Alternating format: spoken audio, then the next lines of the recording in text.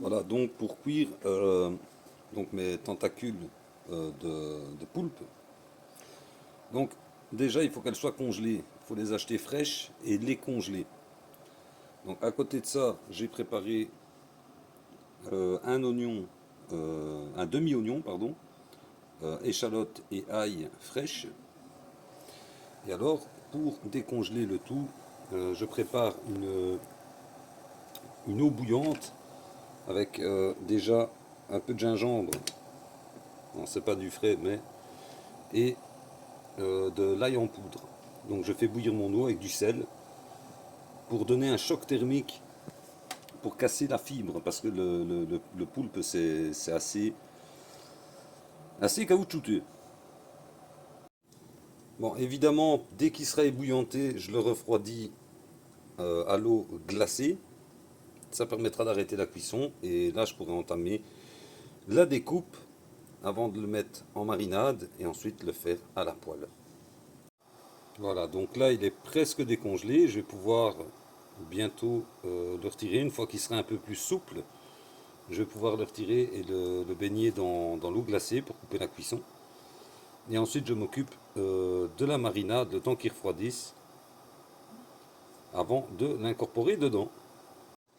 Voilà, ici j'ai retiré les deux plus petits morceaux parce qu'ils commençaient déjà à un peu trop cuire. Donc je rappelle que juste le principe c'est de faire un choc thermique. Donc là, les tentacules commencent à se recourber, ça veut dire qu'ils commencent à cuire. Donc ces morceaux-là, je les ai mis à refroidir. Le second étant beaucoup plus gros, on attend un peu. Et après on attaque, comme je l'ai dit, la marinade.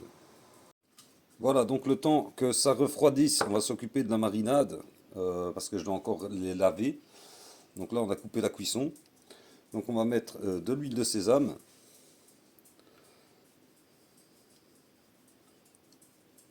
On est généreux avec l'huile évidemment. Le vinaigre de riz. On n'a pas peur d'en mettre non plus. Sauce soja, salée, j'insiste, salée, pas sucrée. La sauce sucrée n'existe que en Europe. On n'hésite pas à la mettre, ça va donner un petit goût en plus. Le gingembre, évidemment, malheureusement, j'ai pas du frais. Donc là, le gingembre, on n'a pas peur d'en mettre. Voilà. Poivre noir en grains si possible, c'est toujours bien meilleur.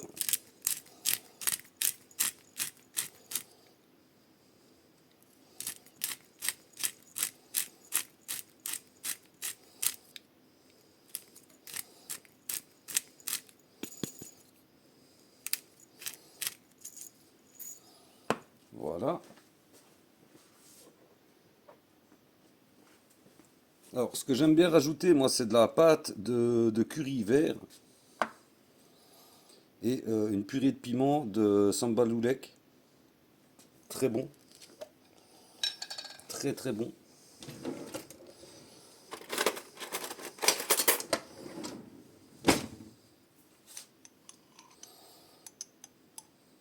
Non, on y va à mollo avec le sambal parce que ça pique. Oups.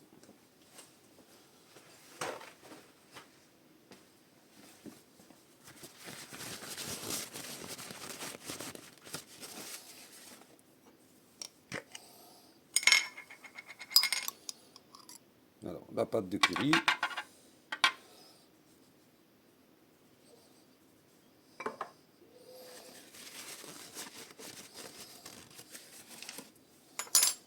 Voilà. Et le miel. Un miel standard. Donc le miel, c'est un produit qui ne périme pas. On n'a pas peur d'en mettre. Le miel agit sur les protéines des viandes, en plus de leur donner un petit goût sucré, un petit goût caramélisé comme ça. Ça agit sur la fibre des protéines de viande et ça permet de les rendre moins caoutchouteuses. Évidemment, comme on dit en Belgique. La noix de muscade. Râpée si possible. Aussi, c'est toujours meilleur. Hop.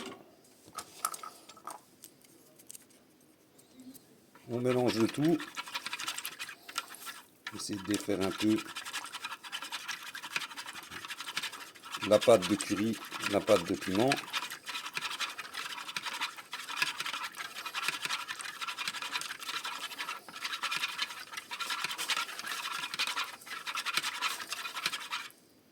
On y incorpore bien sûr les oignons, l'échalote et l'ail. Si possible, de l'ail fraîche. Bah, si on n'en a pas, là, on peut utiliser celle en grains, mais ce sera pas aussi bon. Ce sera pas comment, ça sera pas le même développement d'arôme. Voilà, hop. Et ça, on laisse reposer, que ça s'imbibe bien. On mettra les morceaux de poulpe.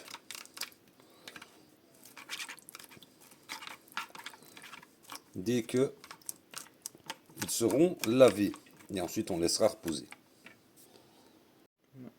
Voilà.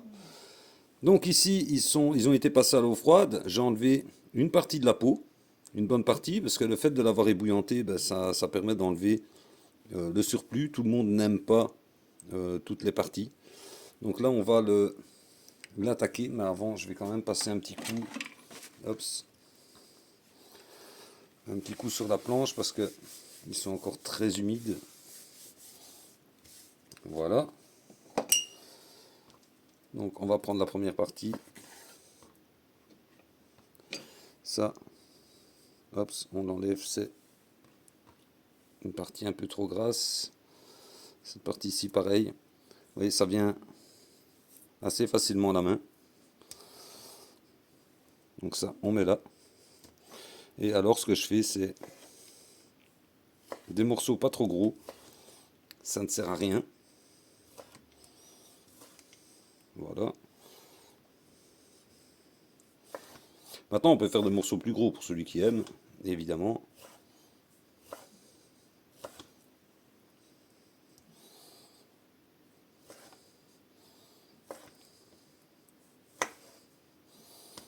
Voilà, ce petit morceau-là, je vais le laisser. Hop. Évidemment, quand vous utilisez un couteau de cuisine qui coupe, et comme vous pouvez voir, celui-ci, il coupe quand même vachement. Donc ça, c'est fait. Je vais pouvoir le mettre dans sa marinade. Et ensuite, on passera à la casserole une fois qu'il aura mariné pendant au minimum 1 heure. Minimum. Alors, vous pouvez rajouter par exemple un petit fond de vin rouge, ce qui est pas mal non plus, ou de bière, parce que l'alcool va également aider à casser les fibres, en plus du miel, à casser les protéines. Ce qui enlève le côté un peu trop caoutchouteux de cette viande que moi personnellement j'apprécie pas mal. Donc là, on va couvrir, mettre au frigo et laisser infuser avant la cuisson. Voilà, donc là, ça a bien mariné. Poêle bien chaude, hyper chaude, avec un tout petit filet d'huile d'olive. Et là, on va pouvoir verser de la préparation.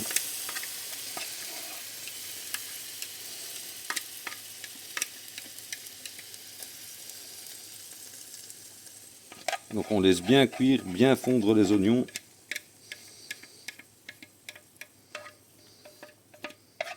Par contre c'est chiant un peu avec la baguette. Voilà. Donc là, il n'y a plus qu'à laisser mijoter bien comme il faut, bien laisser réduire.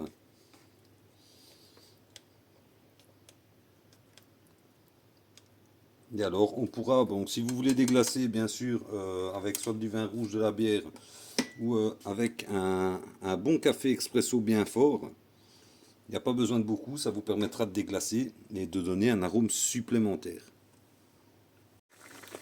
Voilà, c'est prêt. Donc j'ai déglacé avec un peu de café. J'ai rajouté une toute petite cuillère à café de maïzena pour dire épaissir un peu la sauce, parce que j'adore manger avec du pain. Et il n'y a plus qu'à. Voilà. Et voilà ce que ça donne quand c'est dans l'assiette, avec une sauce bien brillante. Le pain, évidemment. Important, le pain. Et il n'y a plus qu'à se régaler.